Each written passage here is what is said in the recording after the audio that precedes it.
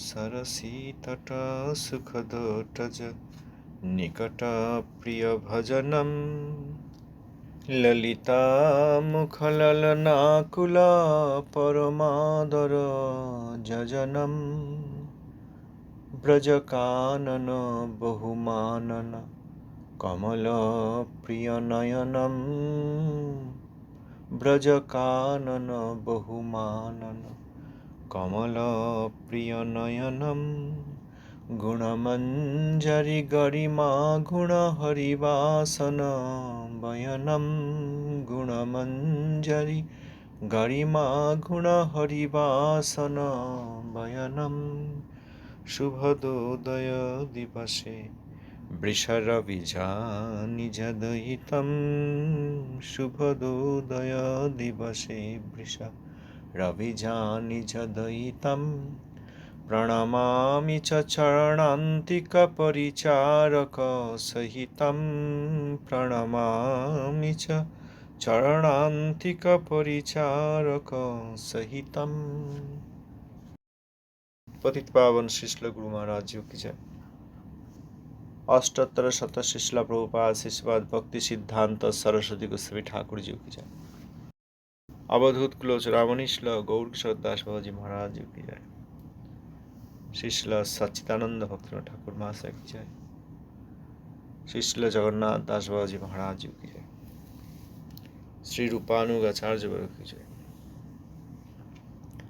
भजनानंदी समागत भक्तवृंद की जय। श्री श्री हरिनाम संकीर्तन की जय। श्री रूपानुग शुद्ध भक्तिर वर्तमान धारार भगीरथ श्रील सच्चिदानंद भक्तनाथ ठाकुर महाशय जैव धर्म। षोड़श अध्याय। ব্রজনাথ কয়েকটি প্রশ্ন করলেন। জীবের পতন এবং এই বহির্ব্রহ্মাণ্ডে মায়িক ব্রহ্মাণ্ডে জীবাত্মার পতিত জীবাত্মার ক্লেশ কষ্টসমূহ নিয়ে এবং সেখানে শ্রী হরি দায়ী কিনা প্রত্যেক প্রশ্নের উত্তর দিয়ে সর্বশেষে এত দয়াময় কৃষ্ণ, কৃষ্ণের দয়াময়ত্ব, কৃষ্ণের করুণা বর্ণনা করে বললেন যে এ হেন দয়াময় কৃষ্ণকে কি কোনো প্রকারের দোষারোপ করতে পারো? তাঁর করুণা অগাধ। যত দুর্দৈব আমাদের, স্পষ্ট বললেন, কিন্তু তোমার দুর্দৈব অতিশয় শোচনীয়। শ্রীহরি সম্বন্ধে প্রশ্নের পর ব্রজনাথ জিজ্ঞেস করলেন, তবে কি মায়াশক্তি আমাদের দুর্দৈব ও শত্রু? সর্বশক্তিময় সর্বজ্ঞ কৃষ্ণ মায়াকে দূর করিলে জীবের তো কষ্ট হইত না। কৃষ্ণ তো সর্বশক্তিমান এবং তিনি সবই জানেন, সর্বজ্ঞ। তিনি যদি মায়াকে দূর করতেন তাহলে তো আর জীবের কষ্ট হতো না। বাবাজি মহারাজ উত্তর দিচ্ছেন, মায়া স্বরূপ শক্তির ছায়া, অতএব শুদ্ধ শক্তির বিকার। অনুপযুক্ত জীবকে সংস্কার করিবার হাপড়, অর্থাৎ উপযুক্ত করিবার উপায়। মায়া কৃষ্ণ দাসী, কৃষ্ণ বিমুখ জনকে দণ্ড দিয়া ও চিকিৎসা করিয়া শুদ্ধ করেন। কৃষ্ণের নিত্য দাস আমি, এই কথাটি ভুলিয়া যাওয়া চিৎকণ স্বরূপ জীবের পক্ষে অনুচিত ও দোষ। সেই দোষে দুষ্ট হইলে জীব মায়া পিশাচীর দণ্ড হইয়া পড়েন। মায়িক জগৎটি দণ্ড জীবের কারাগার। রাজা যেমন প্রজাদিগের প্রতি দয়া করিয়া কারাগার স্থাপন করেন, কৃষ্ণও তদ্রূপ জীবের প্রতি অপার করুণা প্রকাশ করত জড়জগৎরূপ কারাগার এবং জড় মায়ারূপ কারাকর্তৃকে স্থাপন করিয়াছেন। অন্যান্য কিছু ধর্ম ভাবনায় গড এবং শয়তান, যেটা আমরা বাংলায় শয়তান বলি, দুটি ভিন্ন বস্তু।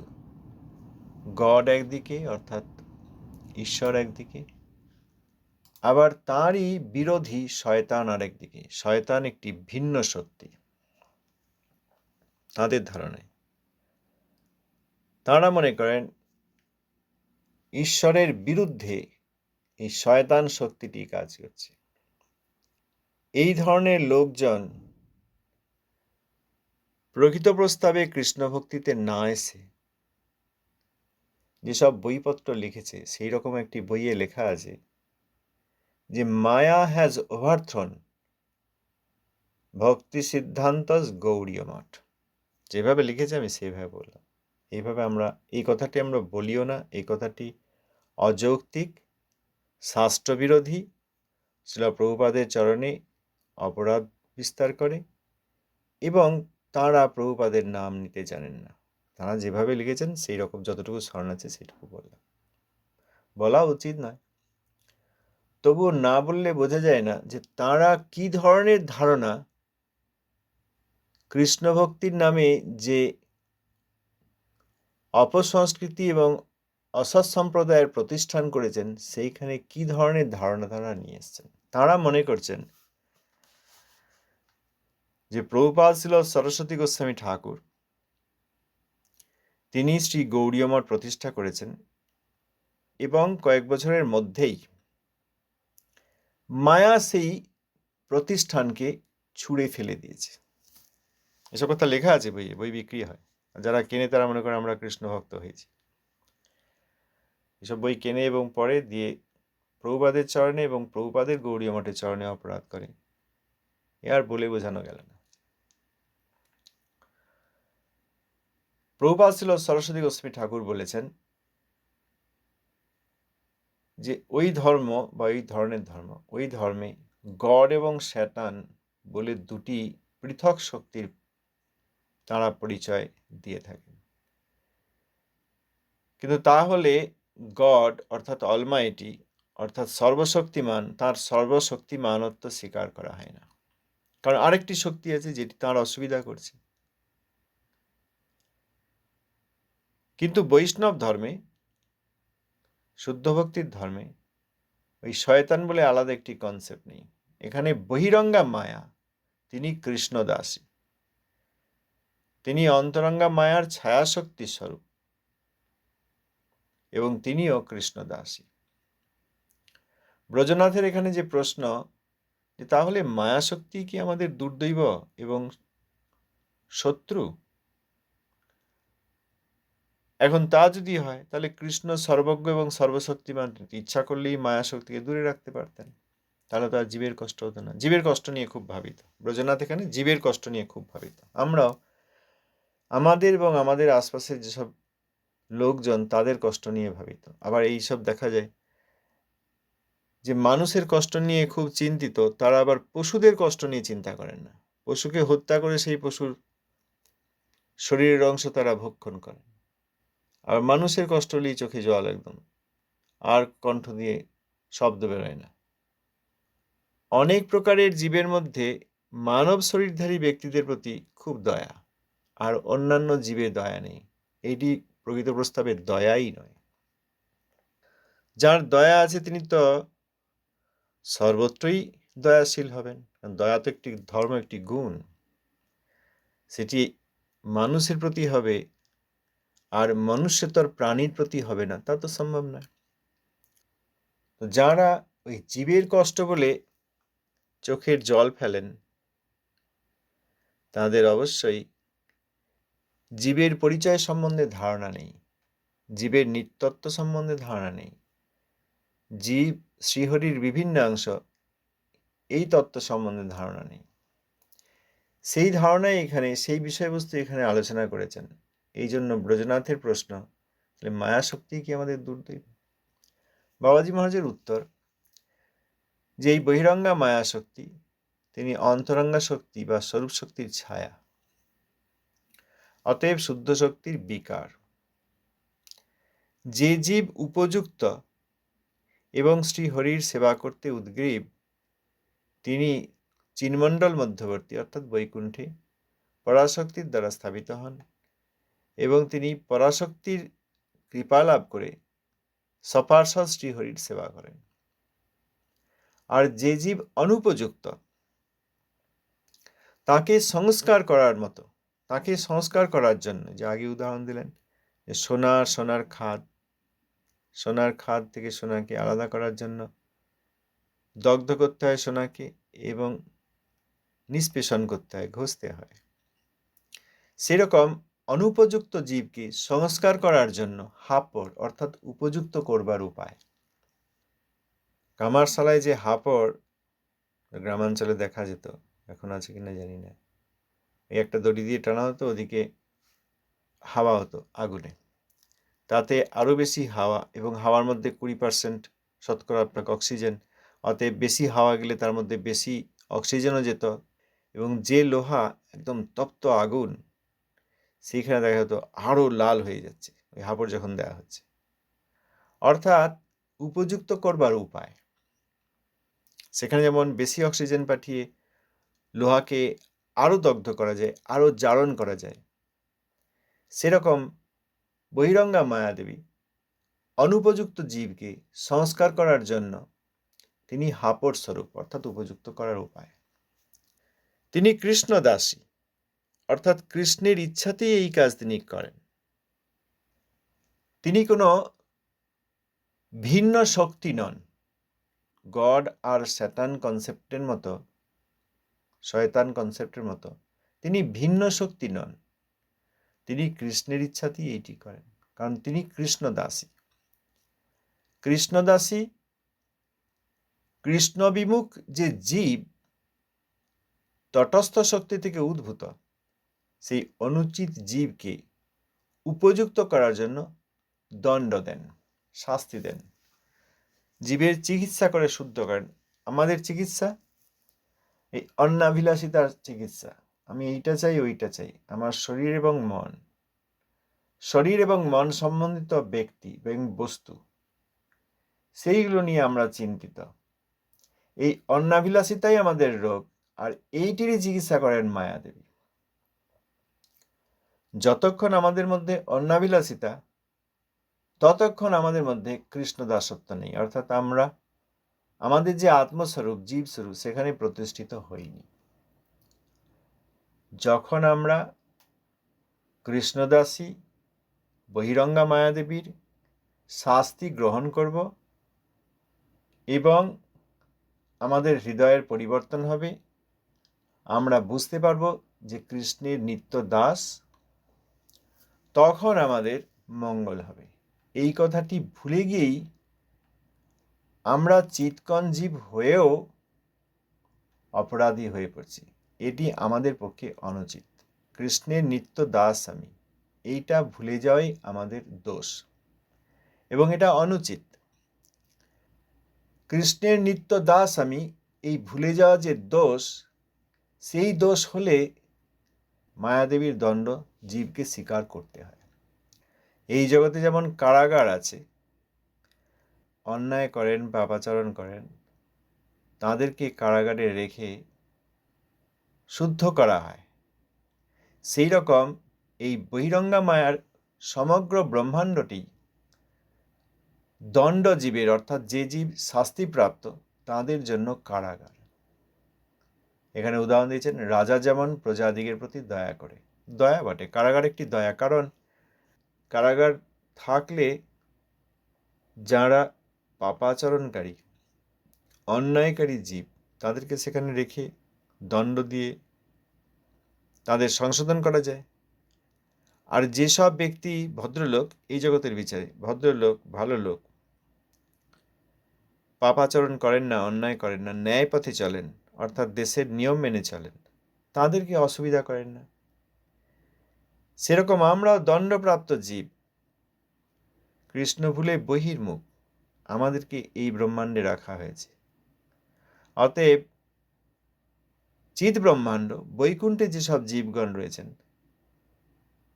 তাদের সঙ্গে আমাদের বিভাগ করা হয়েছে এবং আমরা অযথা বৈকুণ্ঠে গিয়ে সেখানে নিজের সুখের অন্বেষণ করব না। এবং যেসব বৈকুণ্ঠবাসীগণ শ্রী হরির সেবা করতে সর্বদা উৎসুক, তাদের আমরা অসুবিধা করব না। অতএব কারাগার স্থাপন প্রজাদিগের প্রতি রাজার দয়া। কৃষ্ণ সেরকম জীবাত্মার প্রতি অপার করুণা প্রকাশ করে এই মায়িক ব্রহ্মাণ্ড রূপ, এই জড় জগৎ রূপ কারাগার সৃষ্টি করেছেন এবং সৃষ্টি করে বহিরঙ্গা মায়াদেবীকে সেই কারাগারের কারাকর্ত্রী রূপে নিয়োগ করেছেন। বহিরঙ্গা মায়াদেবী এই বহির্ব্রহ্মাণ্ডের কারাকর্ত্রী, অতএব তিনি কৃষ্ণবিমুখ জীবাত্মাকে এখানে বদ্ধ করে রাখবেন। এইটি এই বহির্ব্রহ্মাণ্ডের একমাত্র উদ্দেশ্য। এখানে আমরা সকলেই কৃষ্ণবিমুখ। এত বড় পরম বৈষ্ণব শ্রী রঘুনাথ দাস বাবাজি, যিনি শ্রীবাসঙ্গনে ভজন করেন, শ্রীমন মহাপ্রভুর অপ্রকট লীলার পরে পরেই যে সময়, সেই সময়ের কথা বলছেন শ্রীল ভক্তিবিনোদ ঠাকুর মহাশয়। ব্রজনাথকে বলছেন দিনহীন হয়ে, তৃণাদবী সুনিজ হয়ে, যে আমরা বদ্ধ জীব। অতএব পরম বৈষ্ণবগণ যখন আসেন, তাঁরা এমনভাবে ব্যবহার করেন যেন আমাদের মতো বদ্ধ জীব তাঁদের ব্যবহারকে অনুসরণ করতে পারে। তাঁরাও এখানে এমন লীলা করেন যেন মনে হয় তাঁরাও বদ্ধ জীব, সাধনা করে সিদ্ধি লাভ করেছেন। অনেকেই সাধনার দ্বারা সিদ্ধি লাভ করেছেন, আবার অনেকেই নিত্য জগতের ভগবানের নিত্য পার্ষদ, তাঁরা কৃপাপূর্বক এখানে এসেছেন। তাঁদেরকে অনুসরণ করে, তাঁদের ব্যবহার দেখে আমরা যদি মুক্ত জীবের মতো, অর্থাৎ পরম বৈষ্ণবের অনুসরণ করে তাঁদের মতো ব্যবহার করতে পারি, অন্নাভিলাষিতা শূন্য হয়ে কেবল কৃষ্ণ সুখের জন্য অভিলাষ আমাদের হৃদয়ে আনতে পারি, তাহলে আমরাও এই কারাগার থেকে মুক্ত হয়ে বৈকুণ্ঠে যেতে পারব। অতএব ব্রজনাথের যে প্রশ্ন, যে মায়াশক্তি কি আমাদের শত্রু এবং কৃষ্ণ মায়াকে দূর করলেই তো আর জীবের কষ্ট হতো না, সেই প্রশ্নের উত্তরে বাবাজি মহারাজ বললেন যে কৃষ্ণ ভুলে যাওয়াই আমাদের দোষ, সেই জন্য আমরা শাস্তি পাচ্ছি, এবং মায়া আমাদের শত্রু নন, তিনি কৃষ্ণদাসী। কৃষ্ণদাসী আমাদের শত্রু হতে পারেন না। কৃপাপূর্বক তিনি আমাদেরকে শাস্তি প্রদান করে সংস্কৃত করছেন। কৃষ্ণ মায়াদেবীকে দূর করবেন কেন? বরং কৃষ্ণ মায়াদেবীকে এই কারাকর্ত্রী হিসাবে নিয়োগ করেছেন। এরপর ব্রজনাথের প্রশ্ন, জড় জগৎ যদি কারাগার হইল, তবে তদুচিত নিগড় কাহাকে বলি? নিগড় মানে রজ্জু, দড়ি বা শিকল, যেটা দিয়ে বেঁধে রাখা যায়। নিগড় অর্থাৎ শিকল, যেটা দিয়ে কাউকে বেঁধে রাখা যায়। তাহলে কারাগারে অনেক সময় কারাগারের কুঠুরিতে কেউ থাকেন, আবার কেউ শিকল দ্বারা বাধাও থাকতে পারেন। তা কারাগার যদি হয় এই মায়িক ব্রহ্মাণ্ড, তবে এখানকার শিকল কোনগুলি, কার দ্বারা বাধা আছি? এই প্রশ্ন করলে বাবাজি মহারাজের উত্তর, মায়ার নিগড় তিন প্রকার: সত্ত্বগুণ নির্মিত নিগড়, রজগুণ নির্মিত নিগড় ও তমগুণ নির্মিত নিগড়। দণ্ড জীব সকলকে যথাযথ ওই তিন নিগড়ে আবদ্ধ করেন। জীব সাত্ত্বিকী হন, রাজসিক হন বা তামসী হন, সকলেই নিগড়বদ্ধ। স্বর্ণনিগড়, রৌপ্যনিগড় ও লৌহনিগড়, ইহারা ধাতুতে ভিন্ন হইলেও সকলেই নিগড় বই, আর ভালো দ্রব্য না। শিকল তিন প্রকারের: সোনা, রূপা আর লোহার তৈরি। অনেকে যে এখানে সাত্ত্বিক ভাব বা সাত্ত্বিক খাবার খান, তারাও যদি ওই মায়িক সত্ত্ব অর্থাৎ প্রাকৃত সত্ত্বগুণ স্বীকার করেন, তাহলে তারাও এই ব্রহ্মাণ্ডেই বদ্ধ হয়েই থাকবেন। আমরা যদি ভেজিটেরিয়ান ভালো, শাকাহারী খুবই ভালো, কারণ পশুর ওপর অত্যাচার বা পশু হনন করছেন না, কিন্তু সেটা একটা গুণ। কিন্তু শাকাহারী ব্যক্তি তারাও ওই প্রাকৃতবদ্ধ, কারণ মায়িক সত্ত্ব আমাদেরকে এখানে বদ্ধ করে রাখবে। রজ বা তমগুণের খাদ্য বা ব্যবহারে যারা অভ্যস্ত হয়ে পড়েছেন, তাদের চেয়ে সত্ত্বগুণাধিকারী অবশ্যই ভালো, কিন্তু সত্ত্বগুণাধিকারী এখনো বদ্ধ। সত্ত্বগুণ থেকে শুদ্ধ সত্ত্বগুণ না পেলে এই মায়িক ব্রহ্মাণ্ড থেকে মুক্তি পেয়ে বৈকুণ্ঠে প্রবেশ অসম্ভব, অর্থাৎ বদ্ধতা থেকে মুক্তি আমাদের সম্ভব নয়। প্রাকৃত সত্য থেকে অপ্রাকৃত সত্যে কিভাবে উন্নীত হওয়া যায়, এইখানেই ভগবত প্রসন্নতার ব্যবস্থা রয়েছে। ভগবান প্রসন্ন হয়ে আমাকে দিয়েছেন, এই বিচারে গ্রহণ করলে তখন ভগবানের প্রসাদ পাওয়া যায়। ভগবানকে প্রথমে তাঁরই বস্তু নিবেদন করে সেইটি শ্রীহরি প্রসন্ন হয়ে আমাকে পালন করার জন্য দিয়েছেন। আমি তার নিত্য দাস, প্রভু দাসকে পালন করার জন্য প্রসাদ দিয়েছেন। এইভাবে গ্রহণ করলে তখন অপ্রাকৃত সত্য গ্রহণ করা হয়। তখন সেই জীব এই প্রাকৃত সত্য অর্থাৎ সোনার শৃঙ্খল থেকেও মুক্তি পায়।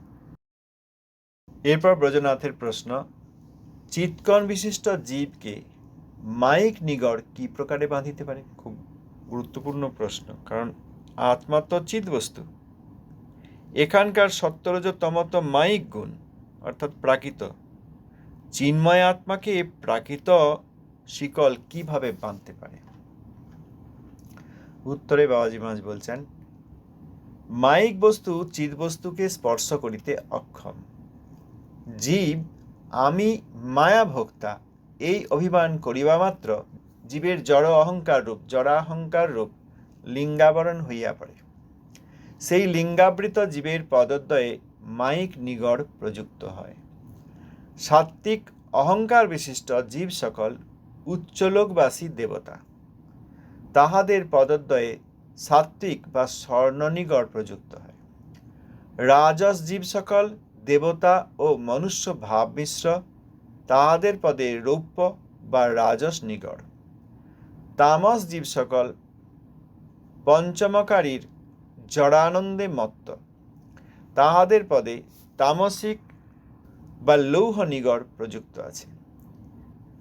সেই নিগড়বদ্ধ জীব সকল কারাগৃহের বাহিরে যাইতে পারেন না, বহু প্রকার ক্লেশ নিকট দ্বারা আবদ্ধ থাকে। বাবাজি মহারাজ উত্তরে বললেন, ঠিকই, এই যে সত্তরজতম মায়িক গুণ, এইগুলি চিৎবস্তু আত্মাকে স্পর্শ করতে অক্ষম, স্পর্শ করতে পারে না। কিন্তু জীব যখন মনে করে, অভিমান করে যে আমি মায়া ভোক্তা, অর্থাৎ এই দৃশ্যটি আমি দেখব, মায়া দ্বারা রচিত এই দৃশ্য, এখানকার পর্বত, নদী, বৃক্ষলতা ইত্যাদি, বা অন্য আরেকটি প্রাণী বা অন্য একটি মানব বা মানবীর রূপ আমি দেখব, এই যতক্ষণ মনে করছি, এই অভিমান হচ্ছে, তখনই এই জড় অহংকার রূপ যে আমি ভোক্তা, আমি ভোগ করব, এই সূক্ষ্ম শরীর দ্বারা আবরিত হয়ে পড়ে। আমি মায়ার ভোগী, বিভিন্ন ইন্দ্রিয়ের দ্বারা এই মায়িক বস্তু আমি ভোগ করব, শব্দ স্পর্শ রূপ রস গন্ধ আমি ভোগ করব। এই চিন্তা করা মাত্রই ওই আত্মা সূক্ষ্ম শরীর দিয়ে বাধা পড়ে যায়। আত্মা খুবই সূক্ষ্ম এবং চিৎ বস্তু, তাকে এই মায়িক সূক্ষ্ম বস্তু মন বুদ্ধি অহংকার আবরণ করে ফেলে। এইবার সেই লিঙ্গাবৃত অর্থাৎ সূক্ষ্ম শরীর দ্বারা আবরিত হয়ে গেছে আত্মা, তার পায়ে ওই মায়িক নিগড় অর্থাৎ মায়িক শিকল বাঁধা হয়, আত্মাকে বাঁধা হয় না। আত্মা যখনই স্বতন্ত্রতার অপব্যবহার করে ভাবলো যে আমি এখানে ভোগী, বৈকুণ্ঠে একমাত্র ভোগী কৃষ্ণ, তাঁর আমি নিত্য দাস, তাঁর আমি সেবা করব, এইটা হচ্ছে শুদ্ধ চিন্ময় আত্মার ভাবনা। এইটি স্বতন্ত্রতার সুব্যবহার। আর স্বতন্ত্রতার অপব্যবহার সেটা হচ্ছে যে আমি ভোগী এবং আমি ভোগ করব। তখন বৈকুণ্ঠে জীব ভোগ করতে পারে না, যে বলে এনজয়, ভুল ধারণা।